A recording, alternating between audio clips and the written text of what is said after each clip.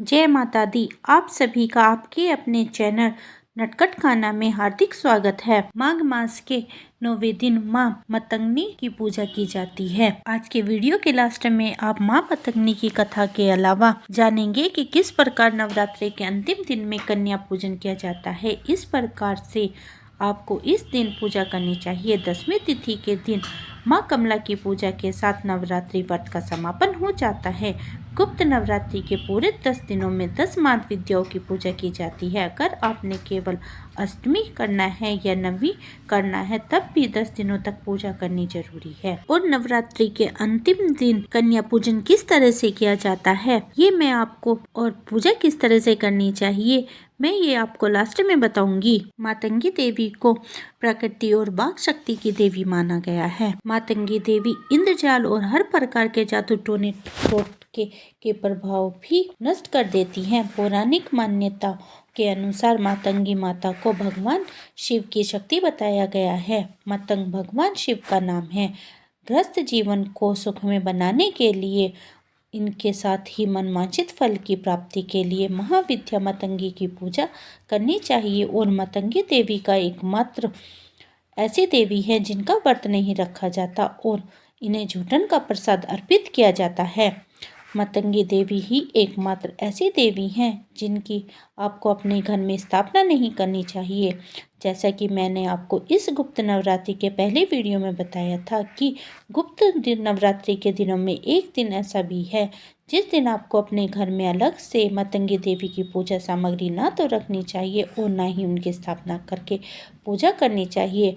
मन में ही इनकी पूजा कर सकते हैं लेकिन इनकी प्रकट रूप से पूजा नहीं करनी जाती। एक बार भगवान श्री हरि और उनकी पत्नी लक्ष्मी जी भगवान शिव और पार्वती से मिलने हेतु उनके निवास स्थान कैलाश पर्वत पर गए। भगवान श्री हरि अपने साथ कुछ खाने की सामग्री भी लेकर गए और उन्होंने वह खाद्य पदार्थ भगवान शिव को भेंट स्वरूप प्रदान किए। भगवान शिव और पार्वती ने उपहार स्वरूप प्राप्त वस्तुओं को खाया। भोजन करते हुए भोजन के कुछ अंश नीचे धरती पर गिर गए।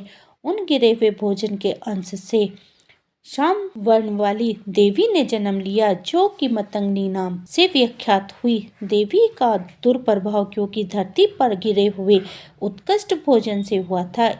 इसके परिणाम स्वरूप देवी का संबंध उत्कृष्ट भोजन सामग्री से है और इन्हीं से इन देवी की भूख व पूजा की जाती है और इन्हीं से का भोग इनको अर्पित किया जाता है। क्योंकि महाविद्या मतंगनी का यह स्वरूप माता सरस्वती के समान है, इसलिए इनकी समान करने से, इनका ध्यान करने से माता सरस्वती की पूजा के समान ही लाभ प्राप्त होता है, जिससे व्यक्ति की बुद्धि और विद्या का विकास होता है और वाणी भी मधुर बनती है। महाविद्या मतंगनी के आशीर्वाद से कला और संगीत के क्षेत्रों में उन्नति भी देखने को मिलती है।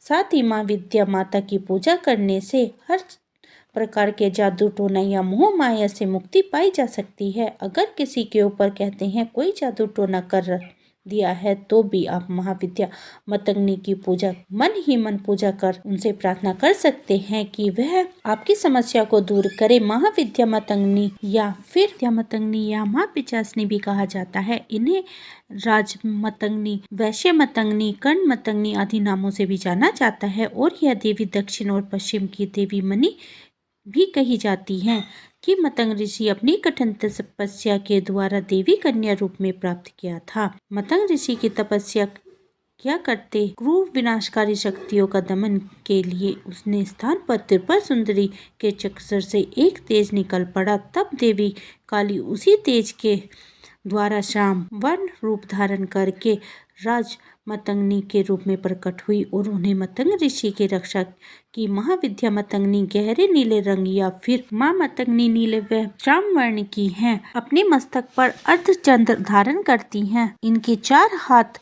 और 3 नेत्र हैं। माँ कमल के आसन पर विराजती हैं। लाल वस्त्राभूषण और गले में कुंची की माला धारण करती हैं। माता के अस्त्र और अंकुश और उसके साथ तोता हमेशा रहता है जो वाणी और वचन का प्रतीक है। प्रतीक महाविद्या मतंगनी के बारे में एक और विशेष बात है कि मतंगनी देवी जब झूठन का भोग लगाया जाता है तब ऐसा कहते हैं कि देवी पार्वती को चंडाल स्त्रियों द्वारा अपने झूठन का भोग लगाया गया। तब सभी देवगण और शिव के भक्तों ने इनका विरोध करने लगे। तब लेकिन देवी पार्वती ने चंडालों की श्रद्धा को देखकर मतंगनी का रूप धारण कर उनके द्वारा चढ़ाई गई जूठन को ग्रहण किया। तब से ऐसी मान्यता चली आ रही है कि मतंगनी देवी को जूठन का भोग लगाया जाता है। आज की पूजा मतंगनी के कवच के बिना अधूरी मानी जाती है। जो मनुष्य इस कवच को धारण करते हैं वे सर्वदान यज्ञ होते हैं और अतुल ऐश्वर्य को प्राप्त होते हैं। महाविद्या मतंगनी का ध्यान करने के बाद उन्हें आम, झूठे फल, झूठे फूल या फिर झूठी मिठाई उन्हें अर्पित कर सकते हैं और उसके बाद उनका विसर्जन भी कर सकते हैं। अब जानते हैं कि गुप्त नवरात्रि में नवमी तिथि को क्या विशेष करना चाहिए। तो देखिए, अगर आप गुप्त नवरात्रि केवल पूजा ही की है तो पूरे 10 दिनों का नियम का पालन किया है या फिर 9 दिन के नियमों का पालन किया है या आपने पूरे नवरात्रों का उपवास रखा है तो बिल्कुल भी गुप्त रूप से रखने चाहते हैं, तब भी आपको 10 महाविद्याओं की पूजा करना और उनका ध्यान अवश्य ही करना चाहिए। पूजा ना भी कर पाए हो तो उनका नाम लेकर उनका ध्यान करते हुए उनको गुप्त नवरात्रि में अगर अपने कोई भी जाने अनजाने में कोई भी ऐसा काम किया है या आपने गलती से किसी को अपनी व्रत के बारे में, अपनी पूजा के बारे में बताया है तो उसके लिए आप महाविद्याओं से क्षमा याचना कर सकते हैं। ऐसा निवेदन आपको करते हैं। इसके बाद आपको जो भी सामग्री हो आप उसे पंडित को दे सकते हैं, चाहे वो रुपए पैसे हो या अन्य वस्त्र या पके हुए भोजन का दान कर सकते हैं। तो उसके लिए सबसे अच्छा तरीका यही है कि आप मंदिर में जाकर गुप्त रूप से मंदिर की दान पेटी में दान कर सकते हैं और दक्षिणा डाल सकते हैं। अगर कहीं कन्या मिल जाए और वो 9 वर्ष से कम की हो तो उन्हें आप गुप्त रूप से उनकी ज़रूरत का सामान उन्हें दान में दे सकते हैं ताकि किसी को पता भी ना चल सके, खुद कन्याओं को भी इस बात का ना पता चले। इस तरह से आपको दान दे रहे हैं।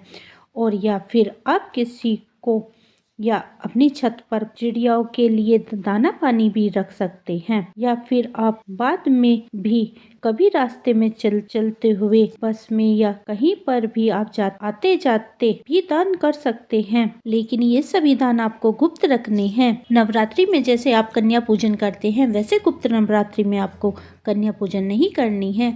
आपको कुछ भी करना है वो आपको गुप्त रूप से ही करना है। आपको पूरे 10 दिन शुद्ध सात्विक भोजन ही ग्रहण करना है और पूजा सामग्री उसका विसर्जन अपने आसपास किसी नदी या पीपल के वृक्ष के नीचे करना है या फिर क्यारियों में भी आप विसर्जन कर सकते हैं।